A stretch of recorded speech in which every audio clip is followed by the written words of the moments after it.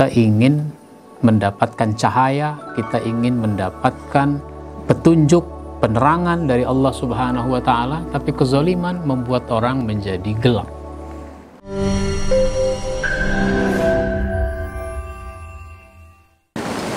Assalamualaikum warahmatullahi wabarakatuh. Alhamdulillahi rabbil alamin, wal aqibatu lil muttaqin, wala udwana illa 'alal zalimin. Asyhadu an la ilaha illallah wahdahu la syarikalah, wa asyhadu anna Muhammadan abduhu wa rasuluh. Allahumma salli wa sallim wa barik ala nabiyyina Muhammadin wa ala alihi wa ashabihi ajma'in, amma ba'd. Jamaah sekalian, para pemirsa di mana saja Anda berada, salah satu sifat buruk yang harus kita jauhi, yang harus kita hindari adalah berlaku zalim. Ini merupakan lawan dari adil. Kalau begitu, apa itu zalim? Zalim adalah melakukan perbuatan yang melewati batas terhadap jiwa, harta, dan kehormatan orang lain. Maka segala bentuk yang melewati batas itu sesuatu yang tidak dibenarkan oleh Allah Subhanahu wa Ta'ala. Dalam hal apa saja kita jangan melampaui batas, karena itu sesuatu yang bersifat kezaliman. Karena ini perbuatan yang tercela, maka ini harus kita waspadai. Jangan sampai ada pada diri kita masing-masing. Dan kezaliman itu membuat orang berada pada kesesatan yang nyata. Jadi gampang menilai orang sesat, yaitu apabila dia bersikap, berperilaku yang mencerminkan kezaliman. Di dalam surat Luqman, surat 31 ayat 11, Allah Subhanahu wa Ta'ala berfirman, "Hadza khalqullah fa'aruni madza khalaqal ladzina min dunih baliz zalimuna fi dhalalim mubin." Inilah ciptaan Allah, maka perlihatkanlah olehmu kepadaku apa yang telah diciptakan oleh sebelummu selain Allah. Sebenarnya orang-orang yang zalim itu berada dalam kesesatan yang nyata. Maka di dalam hadis riwayat Muslim, karena ini merupakan kesesatan yang nyata, beliau menyatakan, ittaquz zulma fa inna zulma zulumatun yaumal qiyamah. Takutlah kamu kepada kezaliman, sehingga kita harus hindari, sebab sesungguhnya kezaliman itu merupakan kegelapan pada hari kiamat. Kita ingin mendapatkan cahaya, kita ingin mendapatkan petunjuk, penerangan dari Allah Subhanahu wa Ta'ala, tapi kezaliman membuat orang menjadi gelap. Nah, sekarang kita perlu mengetahui, kita perlu memahami apa saja bentuk-bentuk kezaliman. Jangan sampai yang zalim kita tidak tahu, akhirnya kita lakukan. Makanya perlu kita ketahui apa saja bentuk-bentuk kezaliman. Kita akan bahas beberapa poin yang akan kita lanjutkan pada episode berikutnya. Nah, yang pertama adalah membunuh tanpa alasan yang bisa dibenarkan. Membunuh itu harus kita hindari, kecuali kalau memang ada alasan yang membenarkannya. Ya, kalau orang berperang, membunuh nggak apa-apa. Kalau ada orang petugas eksekutor, dia sebagai eksekutor, ada orang divonis hukuman mati, lalu dia pelaksananya, nggak apa-apa. Tapi kalau selain itu namanya membunuh tanpa alasan yang tidak dibenarkan.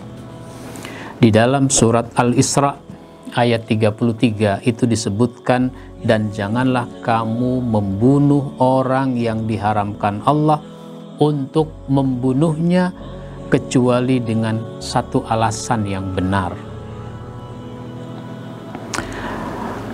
Dan barang siapa dibunuh secara zalim, Kalau dia dibunuh secara zalim, maka sungguh kami telah memberi kekuasaan kepada walinya. Tetapi janganlah walinya itu melampaui batas. Sehingga kalau orang dibunuh secara zalim, dia mau membalas boleh. Sehingga orang yang membunuh itu nanti dijatuhi hukuman juga oleh pengadilan. Sehingga dia dibunuh, hukum mati. Nah, tetapi dalam menghukum itu jangan melampaui batas. Orang memaafkan lebih baik, tapi kalau membalas boleh, asal jangan berlebihan. Misalnya begini, kalau saya dipukul, saya boleh membalas. Memaafkan lebih baik, tapi membalas boleh. Kalau saya dipukul, ya pukul sekali, karena saya juga dipukulnya sekali. Kalau dalam peperangan ada musuh membunuh kawan saya melawan juga sehingga saya membunuhnya, boleh. Tetapi kalau membunuh jangan melampaui batas. Bagaimana itu contohnya? Itu musuh sudah mati, saya bunuh, terkapar mati. Ya sudah mati. Saya masih kesal saja karena kawan saya ini dibunuh. Bagaimana bentuk kekesalan yang saya lampiaskan? Bukan cuma membunuh orang itu, tetapi memotong-motong mayatnya. Nah, ini nggak boleh, itu namanya melampaui batas. Ya orang sudah mati, ya sudah, kenapa harus potong-potong mayatnya? Itu yang pertama. Bentuk kezoliman adalah membunuh tanpa alasan yang bisa dibenarkan. Maka jangan gampang orang membunuh. Tapi sekarang ini kan banyak terjadi, orang gampang sekali membunuh tanpa alasan yang bisa dibenarkan. Misalnya ada orang mau mencuri, ternyata nggak cukup dia mencuri. Orang yang dia curi, biar supaya tidak melapor ke polisi, maka dia kemudian membunuhnya. Jadi mencuri juga, barangnya nggak seberapa juga harganya, tapi dia sampai membunuh orang yang dicurinya. Itu namanya membunuh tanpa alasan yang bisa dibenarkan. Ada orang tawuran antar kampung, atau ada tawuran antara supporter sepak bola. Itu motivasinya apa? Sampai kemudian terjadi pembunuhan. Jadi betapa sekarang ini banyak orang menganggap nyawa begitu murah, sehingga orang tidak takut kalau dia masuk kategori orang yang melakukan kezoliman karena melakukan pembunuhan. Kalau misalnya, tapi misalnya ada polisi, sebut saja begitu, polisi ini mengamankan demonstrasi. Nah, kalau polisi harus mencegah orang masuk ke gedung dewan atau ke istana, ya sudah, cegah saja. Tapi ketika demonstran menyerang polisi kemudian menangkapnya, ternyata bukan cuma menangkapnya, misalnya sampai menganiayanya, sampai ada yang mati misalnya, jangan sampai. Maka itu namanya membunuh tanpa alasan yang bisa dibenarkan. Yang kedua adalah melakukan kemusyrikan kepada Allah Subhanahu wa Ta'ala. Syirik kepada Allah, mensekutukan Allah, menjadikan selain Allah sebagai Tuhan. Nah, ini merupakan kezoliman. Ini disebutkan di dalam surat Al-An'am, surat 6 ayat 82. Alladzina amanu wa lam yalbisu imanahum bizulmin ulaika lahumul amnu wa hum muhtadun. Orang yang beriman dan tidak mencampur adukkan iman dengan syirik, tidak mencampurkan keimanan mereka dengan kezaliman. Maksudnya kezaliman itu adalah syirik, kemusyrikan. Nah, mereka itulah orang-orang yang mendapat rasa aman dan mereka mendapat petunjuk. Maka dulu Luqman menasehati anaknya, jangan mensekutukan Allah. Ya bunayya la tusyrik billah innasyirka la zulmun azim. Sesungguhnya syirik itu kezaliman yang besar. Itu dalam surat Luqman ayat 51. Jadi kemusyrikan adalah bagian dari kezaliman.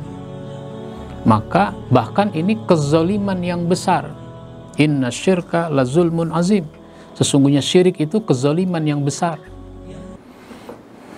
Maka kalau orang melakukan kemusyrikan, menuhankan selain Allah, dan dia mati dalam keadaan mensekutukan Allah, maka dia tidak akan mendapatkan ampunan, dia akan dimasukkan ke dalam neraka abadi. Selamanya dia berada di dalam neraka. Mudah-mudahan ini mengingatkan kita semua agar kita semakin berhati-hati, jangan sampai kita melakukan kezaliman di dalam hidup ini. Insya Allah kita sambung pada episode berikutnya. Wabillahi taufiq wal hidayah. Wassalamualaikum warahmatullahi wabarakatuh.